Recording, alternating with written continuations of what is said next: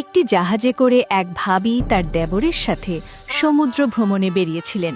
জাহাজটি যখন মাঝ সমুদ্রে উত্তাল ঢেউয়ের বুক চিরে এগিয়ে যাচ্ছিল, ঠিক তখনই এক ভয়ানক ঘটনা ঘটল।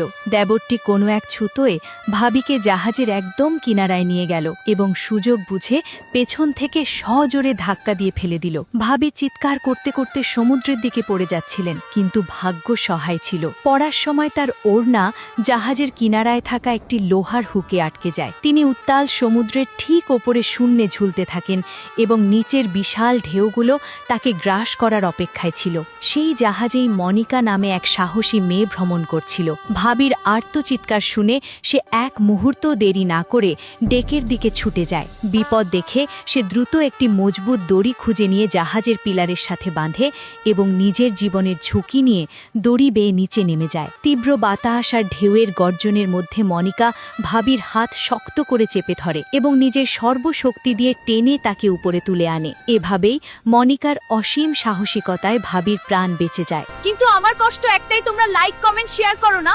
আমাকে ভালোবাসলে ভিডিওটি শেয়ার করো।